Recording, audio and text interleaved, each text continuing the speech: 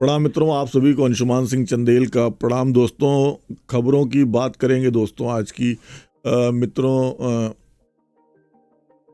सबसे पहले तो बहुत ही एक दुखद समाचार आ रहा है कि अभिनेत्री पूनम पांडे जी का आकस्मिक निधन हो गया है, पर इसकी पुष्टि भी नहीं हो पा रही है। सोशल मीडिया पे काफ़ी ये खबर वायरल है, उनके फैंस काफ़ी दुखी भी दिख रहे हैं। ये खबर मैं थोड़ा सा आपको बताता चलूँ कि उनकी बहन के सूत्र बता रहे हैं कि बहन के कॉल उनके पास सुबह आई थी। उन्होंने बताया कि पूनम अब इस दुनिया में नहीं रही। सर्वाइकल कैंसर के चलते पूनम पांडे ने दुनिया को अलविदा कह दिया है। इंस्टाग्राम पे पोस्ट भी शेयर की गई जिसकी वह कुछ 2 दिन पहले उनकी कोई वीडियो। ये पूनम पांडे के बारे में आपको बताएं, ये वो एक अभिनेत्री थी जिन्होंने क्रिकेट मैच के दौरान न्यूड कहा था कि इंडिया अगर जीतेगी तो न्यूड होके मैं आऊँगी, और शायद बिग बॉस में भी थी। तो बहुत ज़्यादा तो मैं नहीं इनके बारे में जानता हूँ, ना इनके बारे में कुछ देखा है मैंने, पर अभी भी इनकी मौत की खबर वायरल हो रही है सोशल मीडिया पे, और उसकी पुष्टि भी नहीं हो पा रही सभी समाचार चैनलों पे, क्योंकि उनका इलाज भी हुआ कि नहीं हुआ, किस वजह से उनकी मौत हुई, इस तरह की भी कंट्रोवर्सी चल रही है। 2 दिन पहले वो पार्टी कर रही थी, फिर कैसे एकाएक मौत हो गई, क्या इलाज हुआ नहीं हुआ, क्योंकि कोई और इस नाम की महिला भी थी पूनम पांडे नाम की जिनका इलाज चल रहा था, तो कुछ क्लियर नहीं इनको लेके। पर ये सोशल मीडिया पे वायरल है तो मैंने कहा आपको बताता चलूँ। तो काफ़ी मजबूत लड़की थी, अगर उनका देहांत हो गया तो काफ़ी दुख मुझे इसका हुआ। जैसा भी जो भी, मैं उनके किसी काम को नहीं मैंने देखा। अभिनेत्री थी तो कहाँ उन्होंने अभिनय किया मुझे बहुत पता नहीं, पर वो चर्चित थी, और उनका देहांत होने की खबर दोस्तों यही काफ़ी दुख भरी घटना। उधर आप ये देखिए कि बिहार में सरकार बनी, जीतनराम मांझी मंत्री पद को लेके मतलब चल रहा है।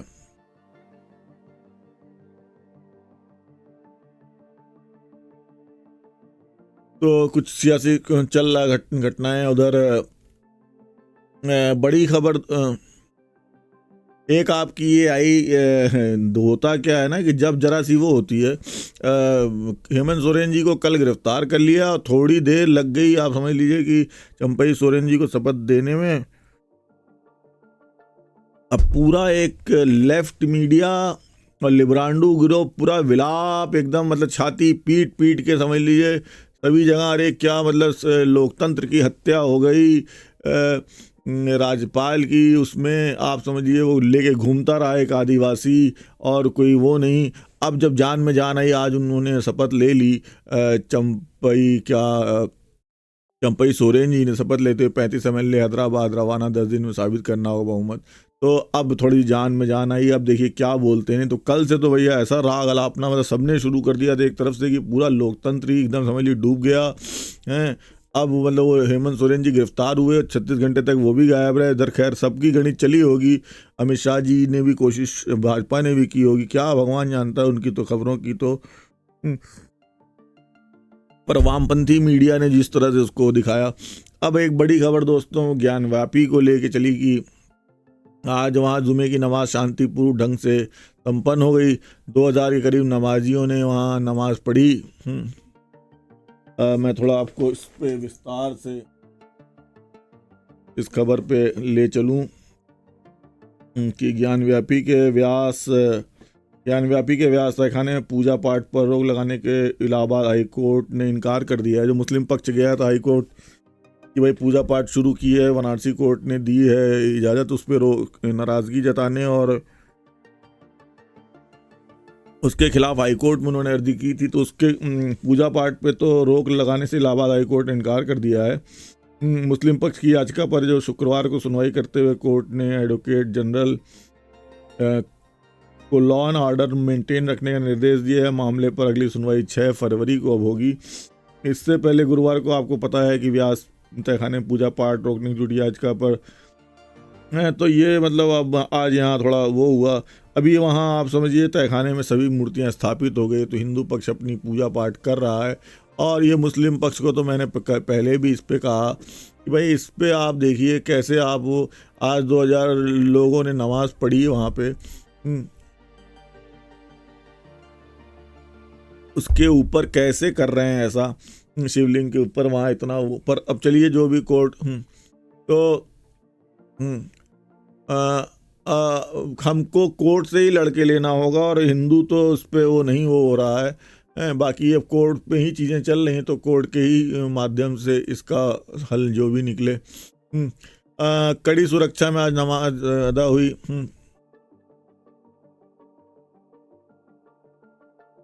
अब हमें मेरा तो ये निजी कहना है कि भाई हिंदुओं को ज़्यादा से ज़्यादा संख्या में आपको पूजा करनी चाहिए। अभी जो व्यास खाने में मूर्तियाँ स्थापित हैं, जिससे कि आपका वो स्थल एक जागृत वो हो। जैसे आप देखिए जुमे की नमाज के लिए 2000 की भीड़ वहाँ पे उमड़ी, तो हिंदुओं को भी इसी तरह से बाकी कोर्ट में चल रहा है मामला, जैसे भी इसके लिए वो होगा। सरकारों से निवेदन, अब सरकारें हमें तो मैंने कल भी कहा वीडियो में, कल के वीडियो को आप देखें इस टॉपिक पे, तो कि हम तो हिंदुओं की तो वही। और ख़बरों की बात करें दोस्तों, तो बिहार से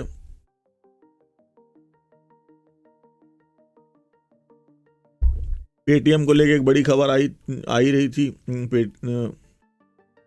दिल्ली में आज थोड़ा दिल्ली की बात कर लें। केजरीवाल जी हमारे मुख्यमंत्री जी बोले कि जब पाप का घड़ा भर जाता है तो प्रकृति अपनी झाड़ू चलाती है। और मतलब मेरे पास तो वीडियो है उनका, पर मैं यहाँ लगाऊंगा नहीं, क्योंकि आप जानते हैं मेरे खिलाफ इस तरह से षड्यंत्र की हमेशा कोशिश होती रहती है सोशल मीडिया पे, मेरे चैनलों पे। तो कॉपीराइट ये वो तो वीडियो तो है उनका उन्हीं के अपने चैनल पे, पर आम आदमी पार्टी चाहती भी है खासतौर पर सोशल मीडिया पे कि अपने चैनल के माध्यम से प्रचारित करे। तो आप उनके चैनल पर उनकी स्पीच देख लें। जैसे उन्होंने कहा कि जब पाप का घड़ा भर जाता है तो प्रकृति अपनी झाड़ू चलाती है, और इतनी ज़ोर ज़ोर से मोदी मोदी के नारे लग रहे थे उसमें स्पीच में। उधर से मुख्यमंत्री जी स्पीच दे रहे थे और जनता मोदी मोदी मोदी। तो इसी पे उन्होंने फिर रुक के कहा कि मेरे साथ नारा लगाइए कि जब पाप का घड़ा भर जाता है, तो ऐसा करके। खैर वहीं उसी समय हमारे देश के प्रधानमंत्री नरेंद्र मोदी जी एक भारत मंडपम में मोबाइलिटी किसी उसको वो कर रहे थे संबोधित, जिसमें गडकरी जी भी थे और तमाम लोग थे। मैंने पूरा भाषण वो भी नहीं सुना, पर जो समझ में मेरे आया कि उसमें बड़ी एक कॉन्फिडेंस की चीज़ हमारे प्रधानमंत्री में दिखती है, जो देखने की चीज़ और सीखने की चीज़ मुझे लगी कि आप कितना आप मोटिवेशन सीख सकते हैं आप प्रधानमंत्री जी से, इतनी तो वो मेहनत करते हैं। पर इतने शुरुआत में इतने कॉन्फिडेंस उन्होंने कह दिया कि तीसरे टर्म में जहाँ विपक्ष अपनी मतलब ज़मीन खोजता फिर रहा है, ना कोई नेता उनका मिल रहा है। राहुल गांधी कहीं न्याय यात्रा लेके कहाँ हैं देश में पता नहीं क्या कर रहे हैं, न्यूज़ में गायब हैं। वहाँ देश का प्रधानमंत्री देश की राजधानी में खड़ा होके इतने उससे कॉन्फिडेंस से कह रहा है कि तीसरे टर्म में, मतलब कि उनको पता है कि वो जीतने वाले हैं। अब वो सरकार प्रधानमंत्री बनने के लिए नहीं बातें कर रहे हैं, भाषण दे रहे हैं। वो तो उनकी तो सरकार भारतीय जनता पार्टी, या जो नड्डा जी ने भी 1-2 दिन पहले कहीं कहा कि वो 350-400 पार के नारे के लिए काम कर रही है। वहीं विपक्ष आप देखिए, तो हालत ये है कि भी आप केजरीवाल जी यहाँ बोल रहे थे दिल्ली में, मोदी मोदी के नारे लग गए। राहुल गांधी गायब ही हैं, अखिलेश जी का कुछ अता पता नहीं, तेजस्वी जी सारे ये धांधलियों में फंसे हुए हैं। तो ऐसे तो विपक्ष की हाल चल रही है।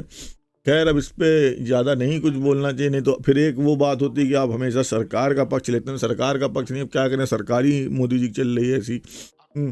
तो खैर उसमें और बात करेंगे दोस्तों खबरों की थोड़ी। पूनम पांडे की आपको बता दी, सुधीर चौधरी जी को लेके अरेस्ट करने की एक मुहिम चली। आज तक के पत्रकार उन्होंने कल अपने शायद प्राइम टाइम में कोई शिबू सोरेन जी को लेके इस तरह से कुछ वो कहा कि मैं उसकी क्लिप देख रहा था, उन्होंने ये बात कह रहे थे, भाई सही बात कह रहे थे कि आप देखिए समाजवाद के जो वो बनते हैं, जितने भी इस देश में समाजवाद के वो थे, उनकी आप पर्सनल लाइफ देखिए, उनके पर्सनल उन्होंने कौन सा उन्होंने परिवारवाद चलाया, समाजवाद कौन सा चलाया। अभी भी आप देखिएगा तो चाहे वो लालू जी हों, चाहे वो लालू जी के बाद अब तेजस्वी जी आ रहे हैं, चाहे वो आप नीतीश कुमार जी के कभी लड़के को देखते हैं, आज मैं कहीं देख रहा था उसका वायरल हो रहा था, आपको पता है कौन है कहाँ है? पर लालू जी के सारा खानदान, मतलब कि बेटी बेटा सब लगे हैं उसी में, बीवी भी, ये भी वो भी। मुलायम जी का आप देख लीजिए, मुलायम जी के सारे भाई, मतलब कौन था, पार्टी क्या थी, मुलायम सिंह यादव, उनका परिवार ही इतना बड़ा। ये जो समाजवाद का झंडा लेके चलते हैं, इन्होंने क्या किया समाज के लिए? ये इन्हीं आपको वोटरों को, जो इनको वोट दे देते हैं, आप देखिए मुसलमान जाके ओवैसी को वोट दे देगा, भाजपा को वोट नहीं करता मुस्लिम, या बहुत से ऐसे समुदाय हैं जो ये बैठ के मोदी की हार की वो उसमें लगे होते हैं, आप वोट कर देंगे, पर वो आपके लिए क्या करता हो? ऐसी की जो पार्टी है वो उन्हीं का भाई, उन्हीं के वो लोग, तो ये पर खैर चली उस तरह की बात। तो मैं तो देख रहा था, उन्होंने ऐसा कुछ नहीं कहा, उन्होंने कहा भाई हजारों हजारों करोड़ का उनके लाइफस्टाइल के खर्चे हैं, और वो आदिवासी समाज और बिरसा मुंडा की बात करते हैं, तो बात तो खैर वो पर सभी की है।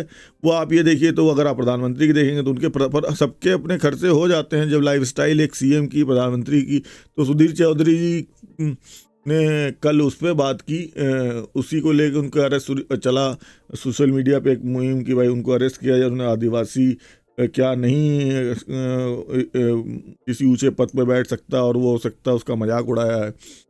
मुझे ऐसा लगा नहीं कि मजाक उड़ाया है, क्योंकि अगर वो मान लीजिए कोई मोदी जी के बारे में ऐसी बात कह रहा है, तो क्या वो ओबीसी वर्ग का मजाक उड़ा रहा है? तो ऐसा तो नहीं। मोदी जी को भी लेके बात कही जाती है कि लाखों का करोड़ों का सूट पहनते हैं और खर्चे होते हैं। अभी वो पीछे कहीं जो 1 महीना घूम रहे थे, लोग कितने मजाक बना रहे थे कि भाई कैमरा देखो, ड्रेस देखो, तो ऐसा तो नहीं है। तो क्या वो किसी ओबीसी वर्ग का मजाक बना रहे थे? नहीं। तो ऐसी बात नहीं, तो मुझे तो ये नहीं लगा ऐसा। सही बात है, लोगों को देखना चाहिए जो सोरेन जी को वोट देते हैं, भाई आपका वो क्या हित कर रहे हैं, आप उनको वोट दे रहे हैं। वो या कोई जैसे मुस्लिम समुदाय बैठ के खाली ये देखता रहता है कि भाजपा कैसे आ रहे, उधर वोट दे दें। आप देखिए एक मस्जिद जहाँ काशी में, सनातन धर्म में काशी नगरी के बारे में आपको पता ही है, मथुरा कृष्ण के लिए ऐसी, वहाँ के लिए वो छोटी छोटी जरा सी उस पर लड़ाई लड़ रहे हैं। तो वही बात है कि आप और हमेशा चाहते हैं, पर उनके लिए करता कौन है उस, वो उनको देखना चाहिए। यही हर समाज को देखना चाहिए। खैर मैं बात कहीं और चली जाएगी सुधीर चौधरी जी की न्यूज़ से। और दोस्तों खबरों की बात करेंगे तो सभी ने इस पे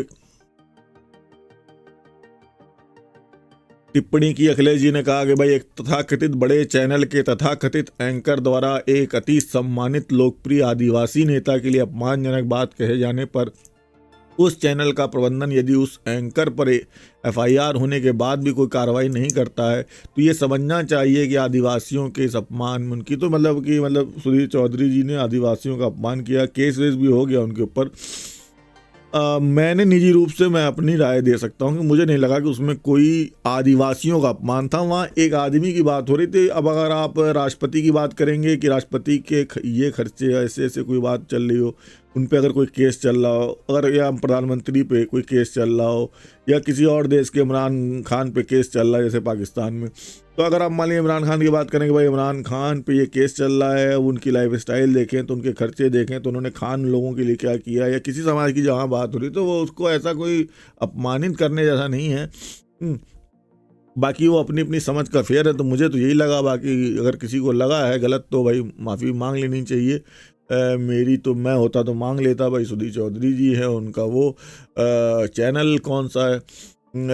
और वहीं बेरोजगारी पे प्रियंका जी काफ़ी लगातार बोल रही हैं कि सारे रिकॉर्ड तोड़ चुकी, तो सच बात है, बेरोजगारी तो इस देश में सारे रिकॉर्ड तोड़ रही है। गरीबी और बेरोजगारी, नौकरियों को लेकर युवा जूझ रहा है। वहीं मोदी जी काफ़ी कॉन्फिडेंट है। और गाड़ियों को लेके मोबाइलिटी में क्या बात हुई, मैं उस पर विस्तार से उनके भाषण को नहीं सुना मैंने, पर जो चल रहा है कि आने वाले समय में भारत में ईवी और उस पर अभी जो स्पीड है भारत की बहुत ही स्लो चल रही है। वो भाषणों में तो बातें सारी अच्छी लगती हैं, अभी जैसे सोलर को लेके, तो वो चीज़ें जब आप ज़मीन पे देखते हैं तो वो बहुत स्लो स्पीड होती है भारत की। इसीलिए हमें 47 में जाके विकसित होना है। खैर हम्म, अ, अ, हलाल मीट को लेके कि हिंदुओं को क्यों फोर्स किया जाता है हलाल को, चलती रहती है बहस। हलाल पे एक अलग तरीके अगर आप कहें तो मैं इस पे विस्तार से वीडियो बनाऊंगा।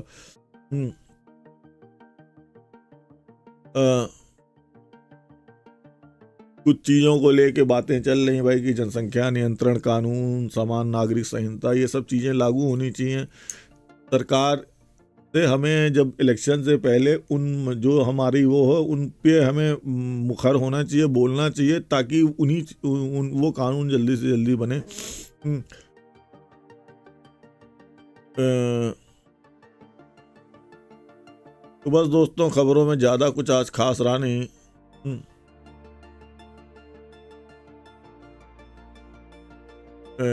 ये चल रहा है कि भाई ज्ञानव्यापी में, और उसको लेके चंडीगढ़ वाले इशू को लेके भी कुछ खबरें आई कि जो मेयर वाले में किसी ने कहा कि वो कुछ था उसका कुछ क्लियर हुआ नहीं। तो बस दोस्तों, ज़्यादा कुछ रहा नहीं। ज्ञानव्यापी का ही इशू चलता रहा, तो उसमें तो मेरा तो ये हमेशा ही कहना है कि भाई मुस्लिम समाज को इसको खुद ही अपने उससे वो कर देना चाहिए।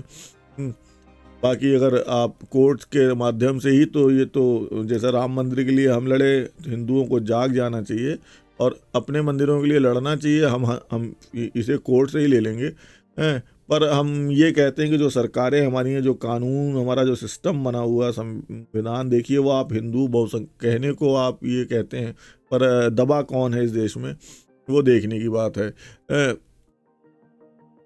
और दोस्तों, खबरों में कुछ खास नहीं रहा, तो बस यही रहा, ज़्यादा कुछ।